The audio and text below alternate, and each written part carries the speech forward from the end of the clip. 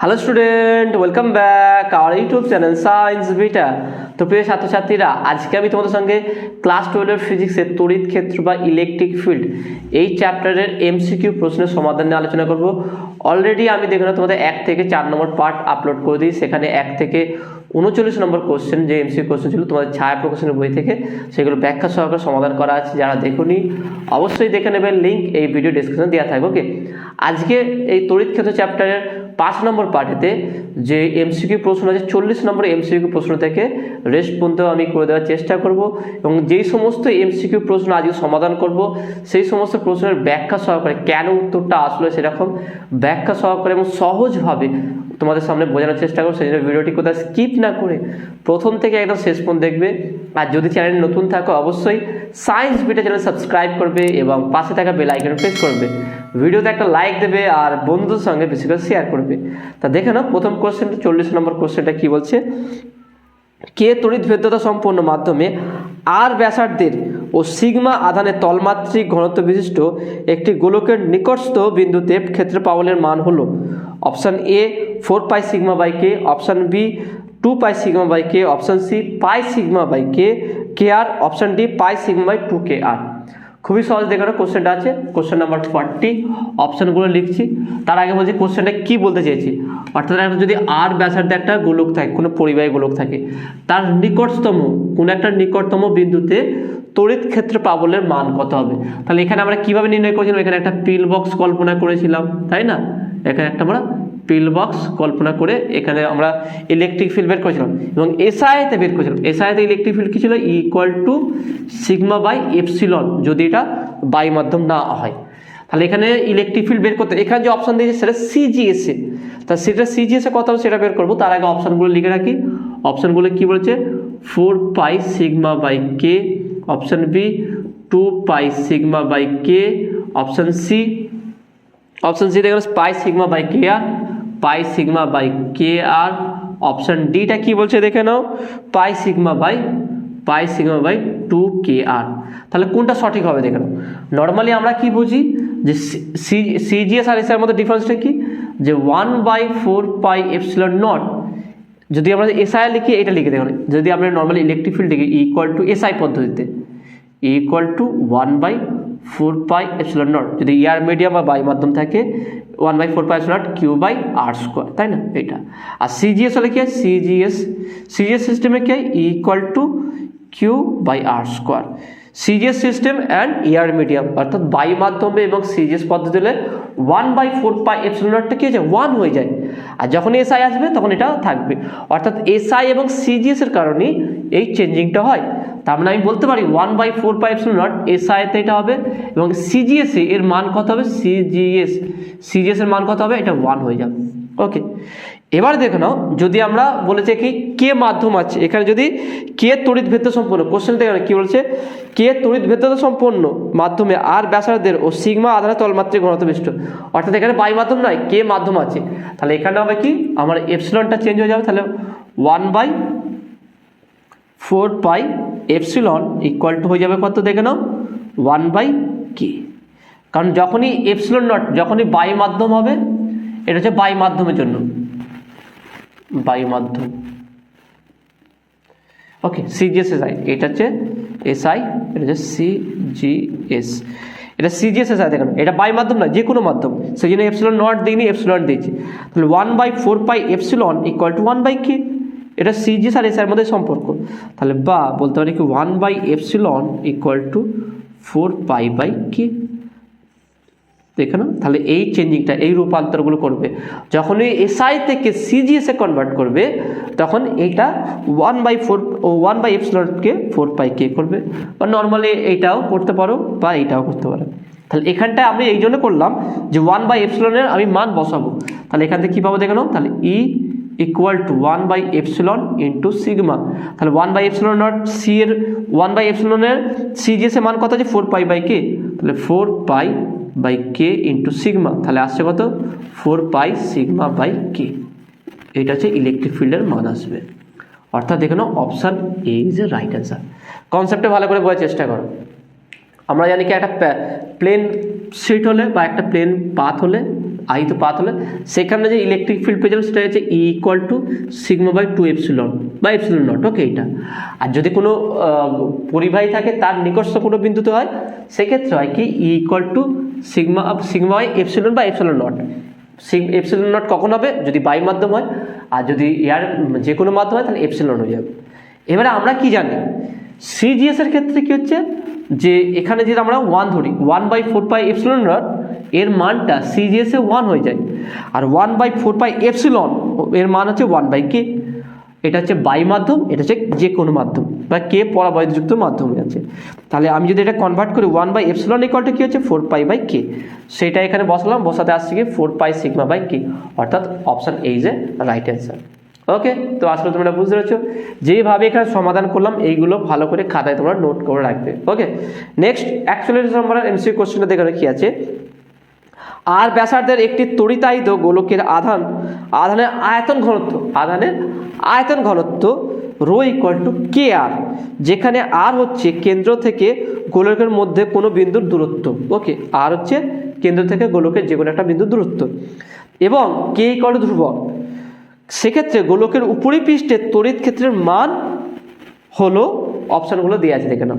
তাহলে এখানে তড়িৎ ক্ষেত্রের মান নির্ণয় করতে হবে। এখানে আমি আজকে যে কোশ্চেনটা সমাধান করাবো তার মেন ইউনিটটা আছে দেখে নাও, তড়িৎ ফ্লাক্স ও গাউসের উপপাদ্য, অর্থাৎ তড়িৎ ফ্লাক্স এবং গাউসের উপপাদ্যের উপরই আজকে এমসিকিউ প্রশ্নগুলো সমাধান হবে।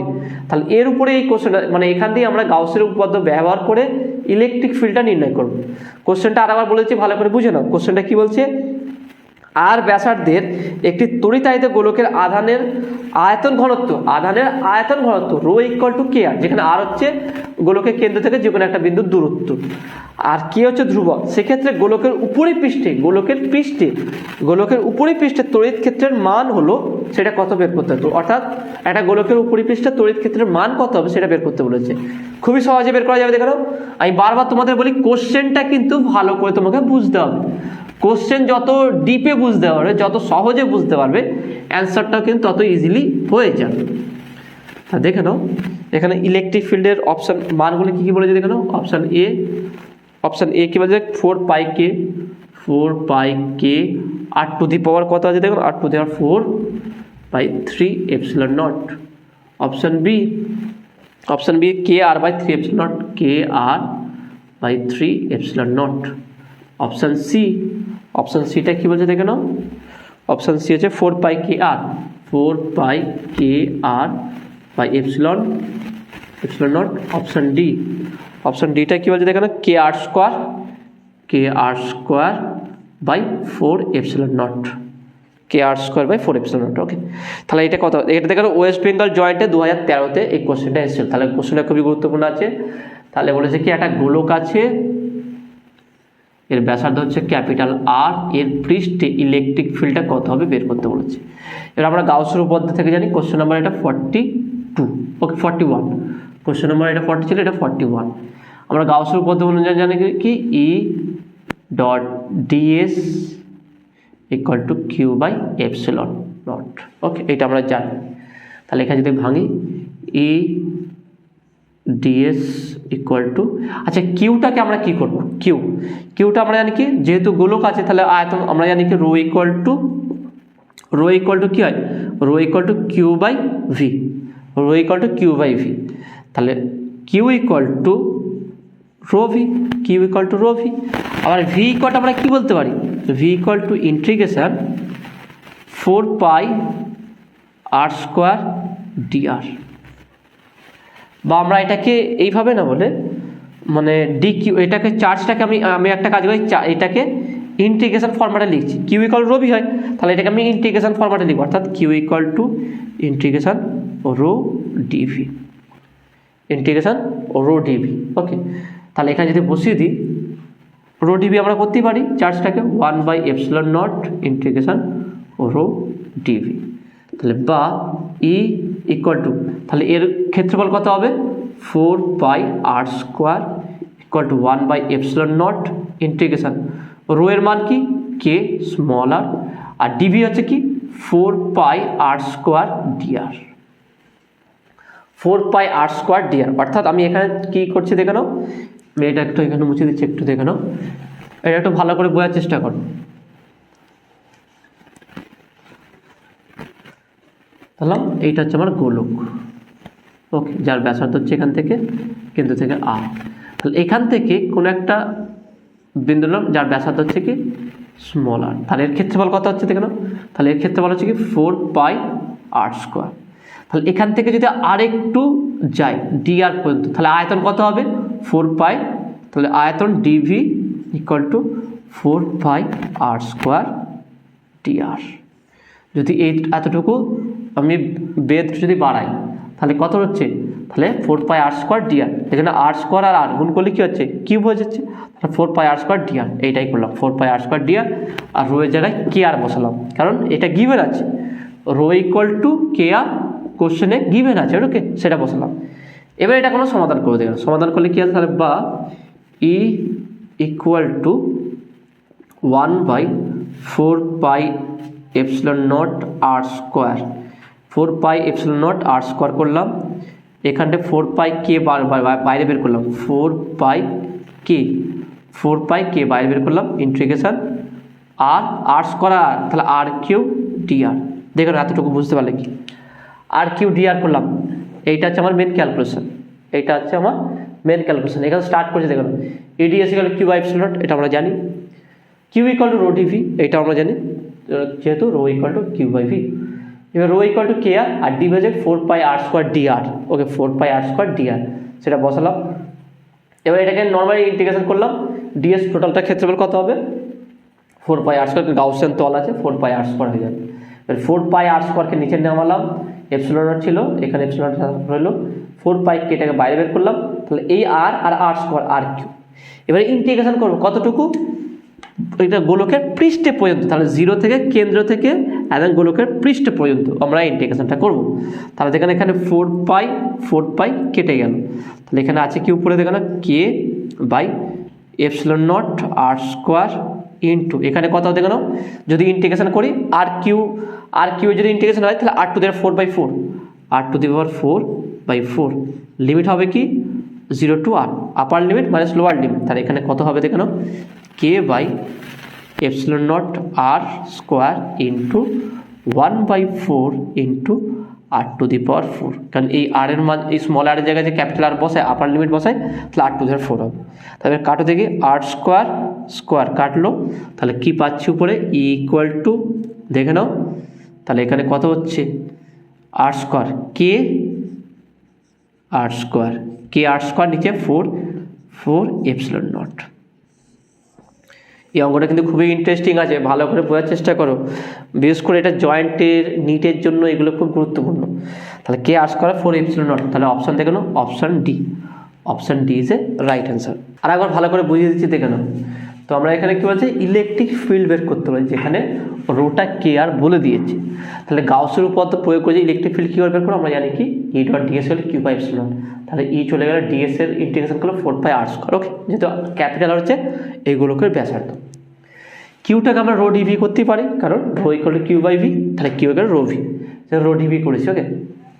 তাহলে রো এর মান kr গিভেন আছে, বসিয়ে দিলাম, dv এর মান 4πr² dr করলাম, ওকে।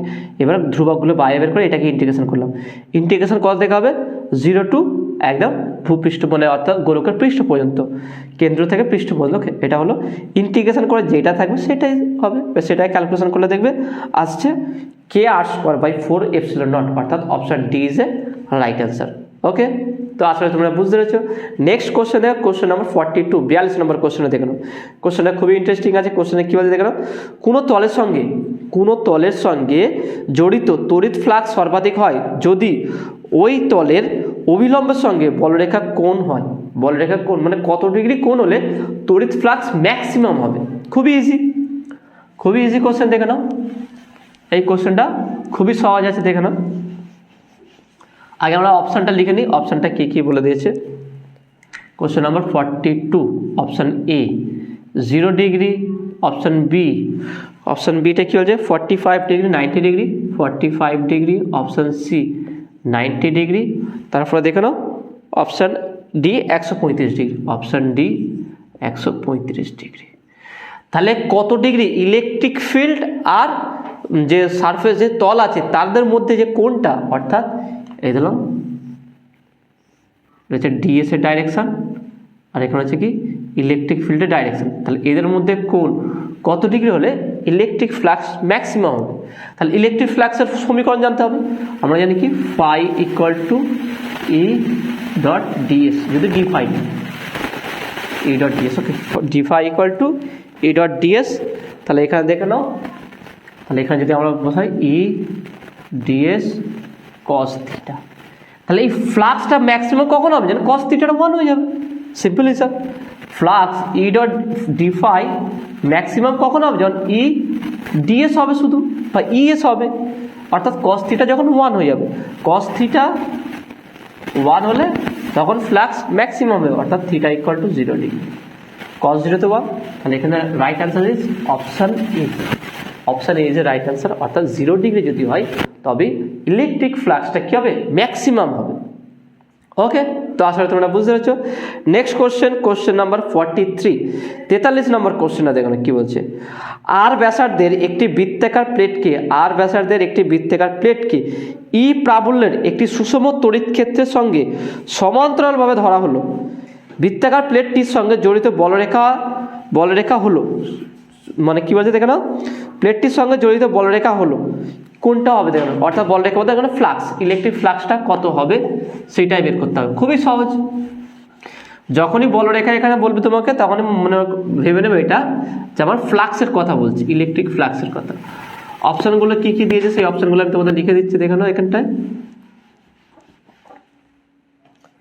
Option A B C D, বা ডি, এটা দিলাম ডি, অপশান ডি।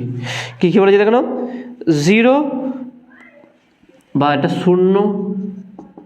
0 ই ইন্টু 2 পাই আর, ই ইন্টু 2 পাই আর, বা পাই আর স্কোয়ার বলেছে, পাই আর স্কোয়ার, এটা হচ্ছে কি পাই আর স্কোয়ার ই ইন্টু 2 পাই আর, তারপরে কী বলেছে দেখে নাও ই ইন্টু 4 পাই আর স্কোয়ার, ই ইন্টু 4 পাই আর স্কোয়ার।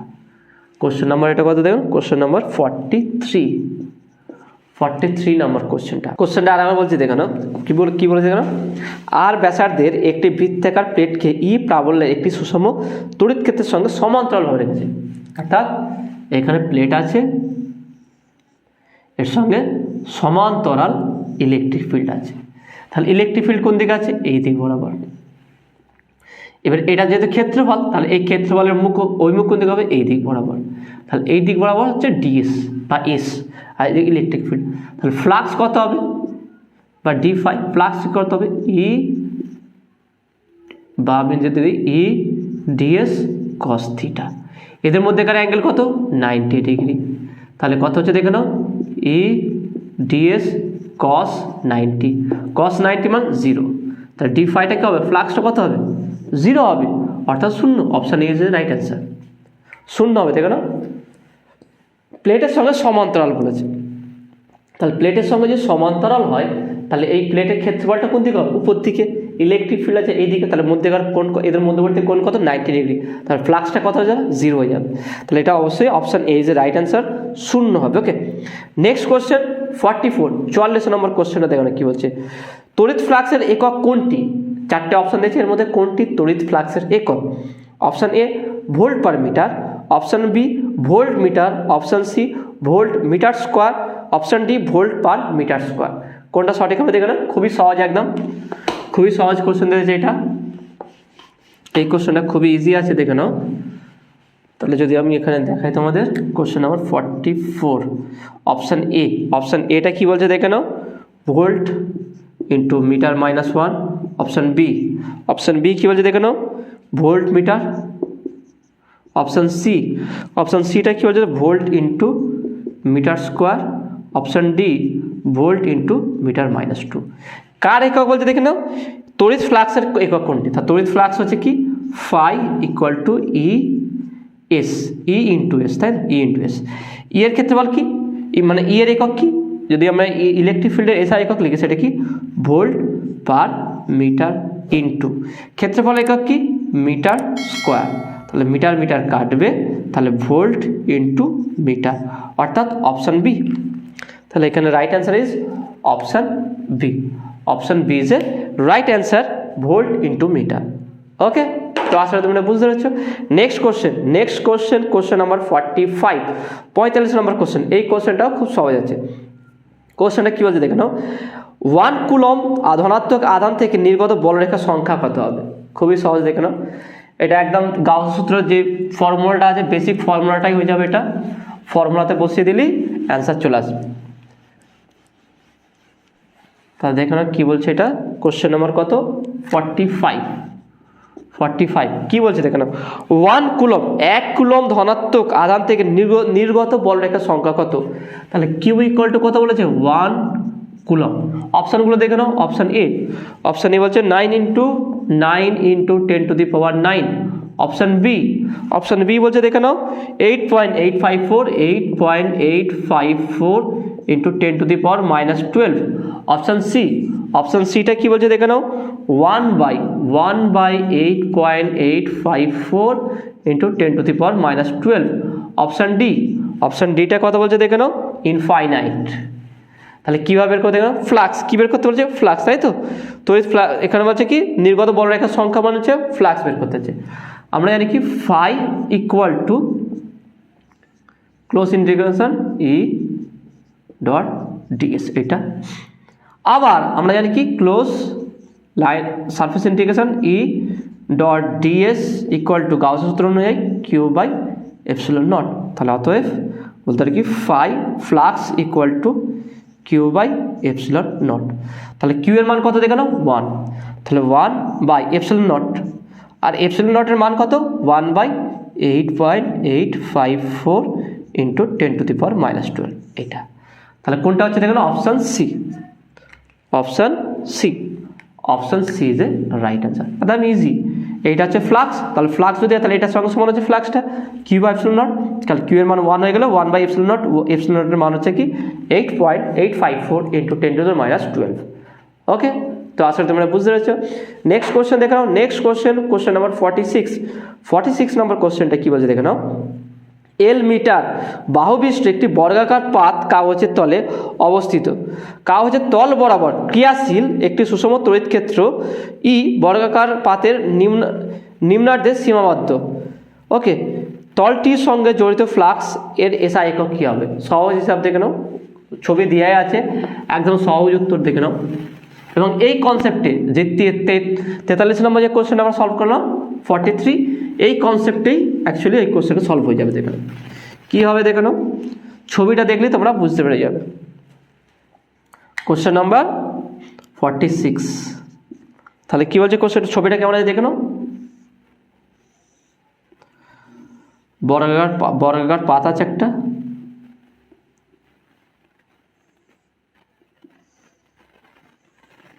ওকে, আর ইলেকট্রিক ফিল্ডটা আছে কোন দিকে, এই দিকে বরাবর। দেখে নাও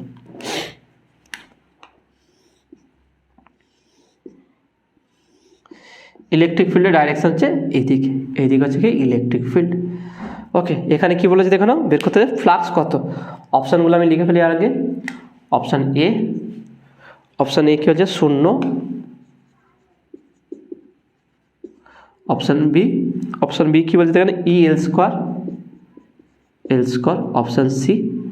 option C EL square by 2ε0। Option D হচ্ছে EL square by 2, EL square by 2। দেখে নাও, কারণ কি প্রত্যেকটা দৈর্ঘ্য হচ্ছে কি এল বলেছে বলে। এবারে দেখে নাও, তাহলে এটা হচ্ছে পাত। অ্যাকচুয়ালি পাতটা আছে কাগজের উপরে বলছে, মানে এইভাবে আছে পাত, এইভাবে আছে, ইলেকট্রিক ফিল্ড এইভাবে আছে, ডাইরেকশন। পাত যেদিকে আছে, পাতটা এইভাবে আছে, ইলেকট্রিক ফিল্ড ডাইরেকশনটাও কিন্তু এইভাবে আছে। ওকে, এইভাবে, মানে এর সঙ্গে এইভাবে আছে পাতের উপর। তাহলে পাতের ক্ষেত্রফল কোন দিকে কাজ করবে, এইদিকে। যদি এটা পাত হয়, ভালো করে বুঝে নাও, যদি এটা পাত হয় একটা, তাহলে এর উপরে ক্ষেত্রফলটা অভিমুখ কোন দিকে হবে, এই দিক বরাবর। আর ইলেকট্রিক ফিল্ড কাজ করছে কোন দিক বরাবর, দেখে নাও ইলেকট্রিক ফিল্ড কাজ করছে এই বরাবর। তাহলে এই বরাবর যদি কাজ, তাহলে অ্যাঙ্গেল কত হচ্ছে 90 ডিগ্রি। দেখে নাও, ইলেকট্রিক ফিল্ডের ডাইরেকশন মানে ক্ষেত্রফল ডাইরেকশন কোন দিকে হবে, এই দিক বরাবর। এখান থেকে অ্যাকচুয়ালি এটা এখান থেকে এই বরাবর হবে, এটা হচ্ছে ডিএস, ওকে, বা এস। ক্ষেত্রফলের ডাইরেকশন হচ্ছে এইদিকে আর ইলেকট্রিক ফিল্ড হচ্ছে এইদিকে, তাহলে এদের মধ্যবর্তী কোণ কত? 90 ডিগ্রি। তাহলে 90 ডিগ্রি হলে ফাই ইকুয়াল টু কী হবে? Phi equal to ES cos 90 degree, অর্থাৎ 0। এখানে অ্যান্সার কত হবে? 0 হবে, 0। তাই এটা অ্যান্সার 0। যদি ইলেকট্রিক ফিল্ড পারপেন্ডিকুলার বলতো তাহলে এর সঙ্গে যে ক্ষেত্রফলের যে অভিমুখ তার সঙ্গে সমান্তরাল, তার 0 ডিগ্রি হতো, তখন ম্যাক্সিমাম EL স্কোয়ার হতো। কিন্তু এর সঙ্গে দেখো না এইভাবে আছে, তাহলে অবশ্যই এখানে 0 হয়ে যাবে, 0 হবে উত্তর। ওকে, তো আসলে তোমরা বুঝতে পারছো। নেক্সট কোশ্চেন নাম্বার 47, 47 নম্বর কোশ্চেনটা দেখো কি বলছে। ই আধান বিশিষ্ট 8টি তড়িৎ দ্বিমেরু একটি ঘনকের কেন্দ্রে অবস্থিত। ঘনকের মধ্যে দিয়ে অতিক্রান্ত মোট তড়িৎ ফ্লাক্স কত? ঘনকের মধ্যে দিয়ে অতিক্রান্ত মোট তড়িৎ ফ্লাক্স কত? খুবই কনসেপচুয়াল কোশ্চেনটা আছে, দেখে নাও। তো দেখে নাও এটা কীভাবে সমাধান করব, খুবই ইজি আছে। কোশ্চেন নাম্বার কত বলেছে? 47। একটা ঘনক যদি আমি আঁকি,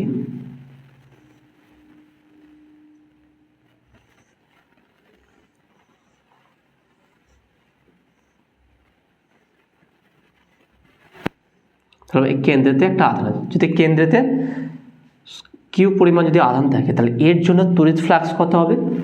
phi equal to Q by epsilon naught. Okay, চারিদিক দিয়ে এই পরিমাণ তড়িৎ ফ্লাক্স বেরোবে। আর যদি বলে যে কোনো একটা তল দিয়ে বললে সেক্ষেত্রে হচ্ছে কি কিউ বাই 6 এপসিলন নট, 1/6 হয়ে যাবে। ওকে, কিন্তু যদি এটা বলে দেয় একটা আধানের বদলে যে দুটো আধান দিয়ে দেয়,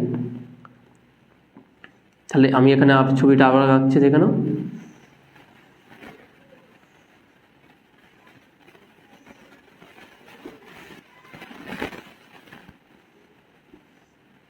দুটো আধান দিয়ে দেয়, ওকে, দুটো আধান এবং same charge, plus minus Q plus Q.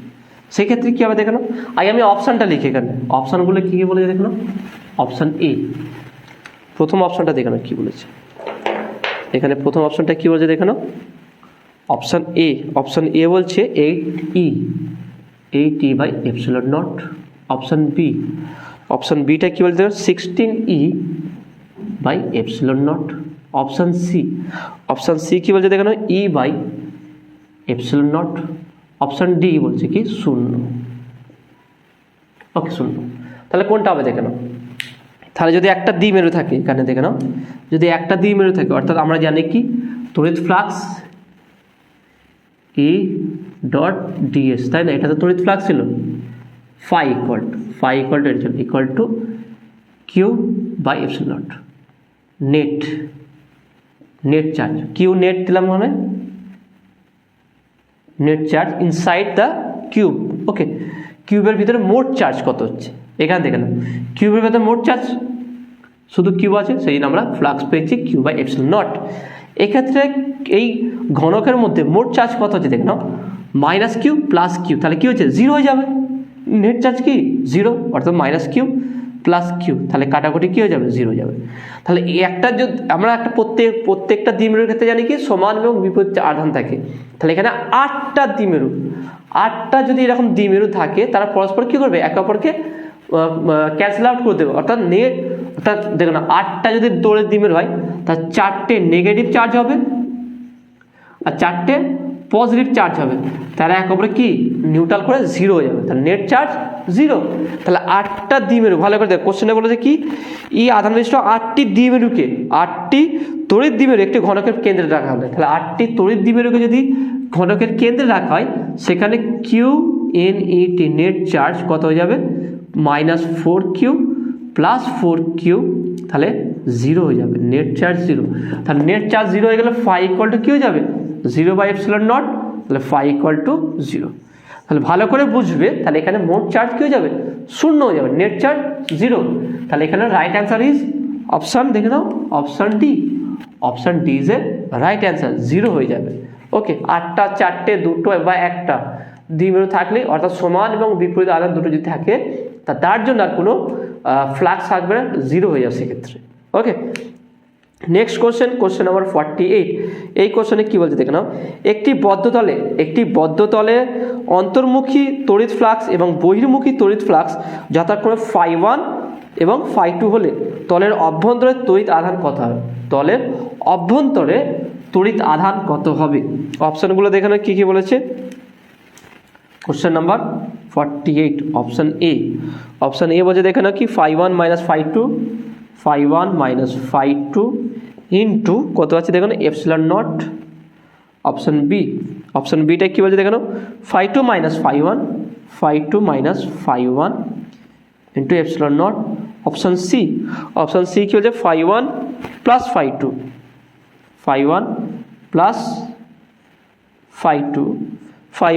φ2 divided by epsilon naught. Option D কি বলছে দেখো φ2 minus φ1 divide by epsilon naught. তাহলে কোনটা সঠিক উত্তর হবে দেখুন, আমরা জানি কি normally D phi equal to Q by epsilon naught. আমরা জানি কি D phi equal to Q by epsilon naught, তাহলে Q equal to D phi into epsilon not, তাই না? এইভাবে কিন্তু আমরা আধানটা বের করতে পারবো। ডি ফাই ইকুয়াল টু বা phi equal to D phi দিলাম, কারণ চেঞ্জ বলরেখা চেঞ্জ হচ্ছে বলে সেই জন্য আমি এখানে ডি ফাই করলাম। D phi equal to Q by epsilon naught, তাহলে Q equal to D phi into epsilon not.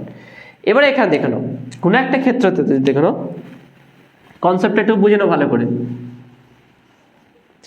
কোনো একটা ক্ষেত্র আছে দেখো না, ওকে, সেখান থেকে বলরেখা যাচ্ছে, ওকে, দু জায়গায় কাটিং হয়েছে, এখানটায় আর এখানটায়, এই দু জায়গায় কাটিং হয়েছে দেখো না, ওকে, এইভাবে যাচ্ছে। তাহলে ভালো করে বুঝে নাও, যদি কোনো বদ্ধতল থেকে যদি তড়িৎ বলরেখা বা ফ্লাক্স বাইরের দিকে হয়, বহির্মুখ হয়, কোনো বদ্ধতল থেকে ফ্লাক্স যদি বহির্মুখ হয় সেটা হচ্ছে পজিটিভ হবে। যদি ভিতর থেকে বাইরের দিকে যায়, অর্থাৎ তড়িৎ বলরেখা বা ফ্লাক্স কোনো বদ্ধতলের ভিতর থেকে বাইরের দিকে বহির্মুখ হয় তো সেটা পজিটিভ হবে। আর যদি কোনো ফ্লাক্স বাইরে থেকে ভিতরে উন্মুখ হয় সেটা নেগেটিভ হবে। অর্থাৎ যেখানে বলরেখা প্রবেশ করছে সেটা নেগেটিভ, আর যেখান থেকে বলরেখা বেরিয়ে যাচ্ছে, যদি কোনো বলরেখা বদ্ধতলের মধ্যে প্রবেশ করে সেইখানে ফ্লাক্সটা কী হবে, ফ্লাক্সটা সেখানে নেগেটিভ হবে। আর যদি কোনো বদ্ধতল থেকে বলরেখা বা ফ্লাক্স বেরোতে থাকে সেটা পজিটিভ হবে।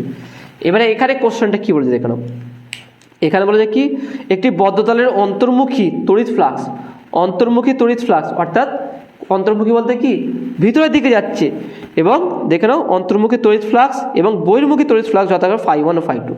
তাহলে φ1 হচ্ছে কি অন্তর্মুখী, এটা হচ্ছে φ1, আর এটা হচ্ছে কি হচ্ছে φ2। তাহলে মোট তড়িৎ ফ্লাক্স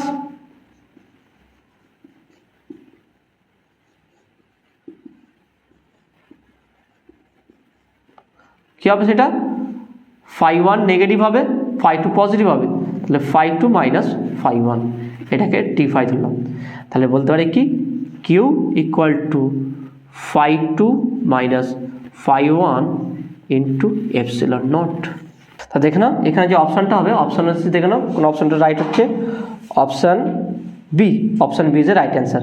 কিন্তু বোধহয় বইটা দেখো, বইয়ে অপশান ডি বলেছে, এটা এপসিলন ভাগ করেছে, কিন্তু কী করে হবে দেখো না, q equal d5 into epsilon naught, তাহলে এপসিলন নট গুণ হবে, এখানে ভাগ হবে না।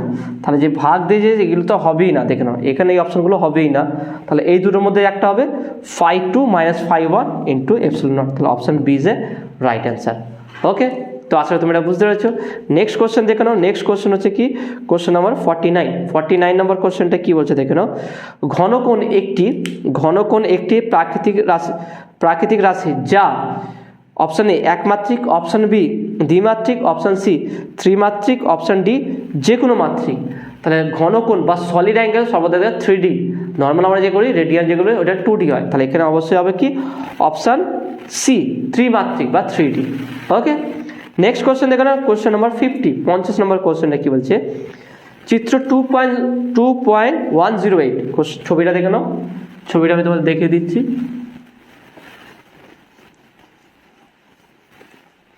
ছবিটা কি দিয়েছে দেখে নাও,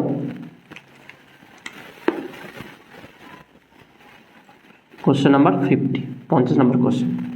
এখানে একটা চার্জ আছে, এখানে একটা চার্জ আছে, এখানে একটা চার্জ আছে। তো চার্জের এগুলো ধরো, এটা হচ্ছে minus Q plus Q, minus Q one plus Q one, এটা হচ্ছে প্লাস কিউ টু। ওকে, এটা হচ্ছে S, minus Q one plus Q one plus Q two. Okay, এইগুলো দিয়েছে।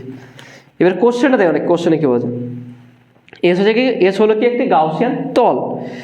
এই তলে তড়িৎ প্রাবল্যের অস্তিত্ব, এই তলে তড়িৎ প্রাবল্যের যে অস্তিত্বটা, অপশান এ কেবলমাত্র প্লাস কিউ আধানের জন্যই, শুধু প্লাস কিউ টু আধানের জন্যই, অপশান বি সবগুলি আধানের জন্যই, অপশান সি শূন্য, অপশান ডি কেবলমাত্র ধনাত্মক আধানগুলির জন্য। তা দেখে নাও, ভালো করে বুঝে নাও, কোশ্চেনটা কিন্তু একটু ট্রিকি কোশ্চেন আছে। তোমরা সাধারণত দেখি বলে দেয় যে অবশ্যই option A is a right answer, কারণ minus Q plus Q zero, net charge zero হয়ে যাচ্ছে, তাহলে প্লাস কিউ টু আধানের জন্যই আমরা তড়িৎ প্রাবল্য পাচ্ছি। কিন্তু কোশ্চেনটা ভালো করে, যেখানে এখানে একটা গুগলি টাইপের কোশ্চেন হয়ে গেছে। কোশ্চেনটা বলছে কি দেখে নাও, এই তলে তড়িৎ প্রাবল্যের অস্তিত্ব, যে কার কারণে তড়িৎ প্রাবল্যের অস্তিত্ব থাকবে। দেখে নাও, কিউ ওয়ান ইটসেলফ একটা ইলেকট্রিক ফিল্ড ক্রিয়েট করতে পারে, plus Q one minus Q ওয়ানও ইলেকট্রিক ফিল্ড ক্রিয়েট করবে, প্লাস কিউ ওয়ানও ইলেকট্রিক ফিল্ড ক্রিয়েট করবে, আর plus Q two electric field create করবে। তাহলে এদের জন্য ইলেকট্রিক ফিল্ড অবশ্যই অস্তিত্ব থাকবে। কিন্তু মাইনাস কিউ প্লাস কিউ এরা পরস্পর কী করবে, একে অপরের পজিটিভ নেগেটিভকে, এক্ষেত্রে দুটো নেট চার্জ জিরো হয়ে যাবে। কিন্তু এরা যে কোনো ইফেক্ট দেখাবে না, এটা তো নয়। একটা জিনিস দেখে নাও, এই দুটো, যেই বলে টানছে, আমি যদি বলি দুটো আলাদা বলি, যেই বলে এদিকে প্রয়োগ করছে ঠিক একই বল যদি কিউ প্লাস কিউ প্রয়োগ করে, তার দুটো কি ইকুয়াল, দুটো বল কি কোনো কাজ করে না। কিন্তু বল তো প্রযুক্ত করেছিল, বল দেওয়ার তো এদের তো একটা পার্টিসিপেট করেছে, তাই না? Q one plus minus Q one plus Q one plus Q two, এরা তো পার্টিসিপেট করেছে এখানে। তাহলে এখানে যে ইলেকট্রিক ফিল্ডের যে অস্তিত্ব আছে, সেই ইলেকট্রিকের অস্তিত্বের জন্য কারা দায়ী? Plus Q two minus plus Q one minus Q one, এরাই। তাহলে এই তিনটের জন্যই কিন্তু এই ইলেকট্রিক ফিল্ডে যেখানে মধ্যে তড়িৎ প্রাবল্যের অস্তিত্ব আছে। কিন্তু এই দুটোর ইন্ডিভিজুয়াল যদি করা যায়, এই দুটোর ক্ষেত্রে নেট চার্জ জিরো হয়ে যাবে। কিন্তু এদের যদি অস্তিত্ব যদি কথা বলা হয়, যে কোন আধানগুলির জন্য ইলেকট্রিক ফিল্ড বা তড়িৎ ক্ষেত্রে অস্তিত্ব থাকবে, সেটা সবগুলি আধানের জন্য। অর্থাৎ এখানে দেখে নাও, option B is a right answer. সেটা হচ্ছে কি সব, দেখেন এখানে তাহলে আবার কি সবগুলি আধানের জন্য, সবগুলি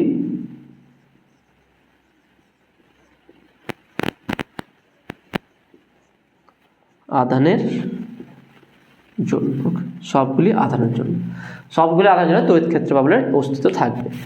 ওকে, তো আশা করি তোমরা বুঝতে পেরেছো।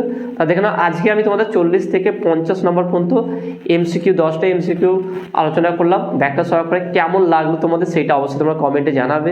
নতুন থাকলে অবশ্যই সায়েন্স বিটা চ্যানেল সাবস্ক্রাইব করবে এবং পাশে দেখা বেল আইকনে প্রেস করবে। ভিডিওতে একটা লাইক দেবে আর বন্ধুদের সঙ্গে বেশি করে শেয়ার করবে। তো দেখাবে next video. Have a nice day.